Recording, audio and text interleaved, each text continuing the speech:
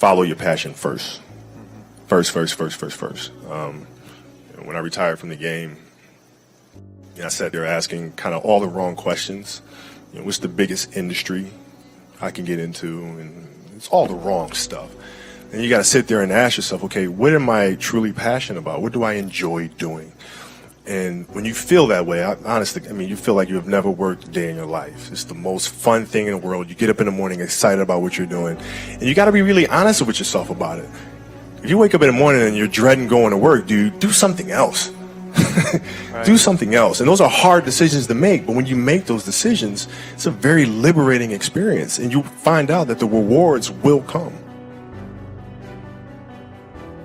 You'd be surprised, like some people, like my kids at 2 could do a lot of things. Right? At 2, I could dribble a basketball, I could shoot a basketball on the Nerf hoop at the house, and I would go to practice with my father. I would observe my father. I'd sit and watch games with him. Well, the passion came from the love for the game. I loved everything about it, like the smell of the ball, the smell of like brand new sneakers, and like the sound the ball makes when it hits the ground. Ball going through the net, like all those things I love. And so the passion comes from that, because once you have that love, you just want to be a part of this thing all the time. I was born to play basketball, you know what I mean? And I played a lot of different sports, but nothing brought me the sense of peace and of escape, that the game of basketball did. That sports has for life. Sports is the greatest metaphor we have in terms of dealing with life. Because, even if you listen to music will give you guidance, right? That you can then meditate on and think about how you would apply it. In sports, you have to apply it in the here and now. You're faced with challenges moment to moment. You're faced with pressures and anxiety and communication or the lack thereof and all sort of stuff. Like, it's in the moment. So you have to live it. And when you practice those things, you become better at it. But I just feel like in this day and age, our children have become less imaginative about how to problem solve. And parents and coaches have become more directive in trying to mandate or give orders or teach kids how to think and teach kids how to behave and tell them how to behave versus teaching them how to behave. Basketball for me was the most important thing.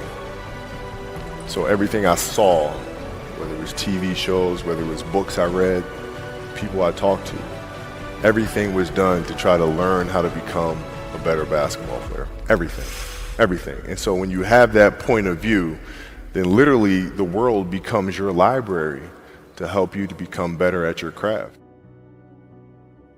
I growing up in Italy. When I first moved over there, it was, I didn't speak Italian. I didn't have any friends. I had the game of basketball, and through sport and playing soccer, I was able to make friends and build connections. But it was a lot of time spent alone. And when I came back to the States, I wasn't the most athletic kid. I was really scrawny, like really, really skinny, and had like major knee issues because I was growing. So I was the dorky kid with high socks and big old knee pads. I had to look long term. I had to look at it from a long term because I wasn't going to give up on the game. Right. So I had to say, okay, this year I'm going to get better at that. Next year, this, and then so forth and so on. And then patiently I was able to catch them. It's just piece by piece, and it's the consistency of the work, which I feel like a lot of parents are missing today because we're not teaching that to our kids. We tend to say like kids don't want to do the work, but in reality it's us. We're failing them because we're not leading them the right way and teaching them how to fish, you know what I mean? And so like the consistency of work, Monday, get better. Tuesday, get better. Wednesday, get better, right? And you do that over a period of time, not like 1 month or 2 months. It's 3, 4, 5, 6, 7, 8, 9, 10 years, and then you can get to where you want to go. If your job is to try to be the best basketball player you can be, right? To do that, you have to practice, you have to train, right? You want to train as much as you can, as often as you can. So if you get up at 10 in the morning, train at 11, right? 12, say 12, train at 12, train for 2 hours, 12 to 2. You have to let your body recover. So you eat, recover, whatever. You get back out, you train, start training again at 6. Train from 6 to 8, right? And now you go home, you shower, you eat dinner, you go to bed, you wake up, you do it again, right? Those are 2 sessions. Right? Now imagine you wake up at 3, you train at 4. You go 4 to 6, come home, breakfast, relax, so, blah, blah, blah. Now you're back at it again, 9 to 11, right? You relax, and now all of a sudden you're back at it again, 2 to 4, and now you're back at it again, 7 to 9. Look how much more training I have done by simply starting at 4, right? And so now you do that, and as the years go on, the separation that you have with your competitors and your peers just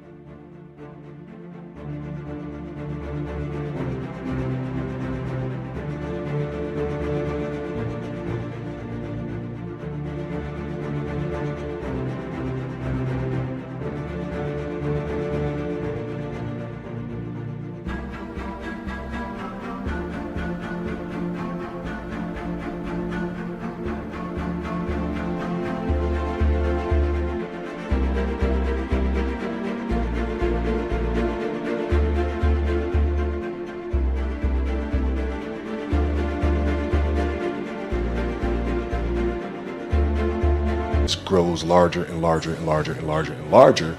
And by year 5 or 6, doesn't matter what kind of work they do in the summer, they're never going to catch up because they're 5 years behind.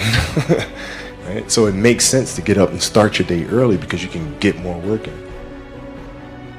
I expected to win.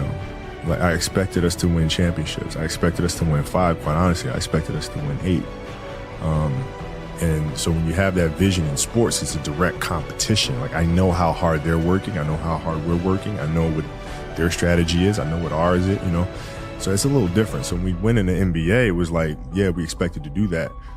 But now we're going to come back and we're going to do it again, And so it's that constant like, all right, you're churning. You win one championship. I'm back in the gym the next day, working, getting ready for the next one.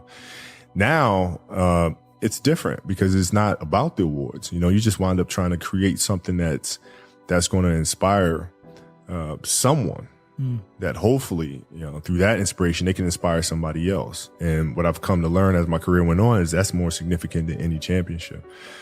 Is how do you connect with somebody that can then connect with another? And then with whether the awards come or not, that's for, the Academy Award body to decide. Yeah. But, like for us, it's just to try to create things.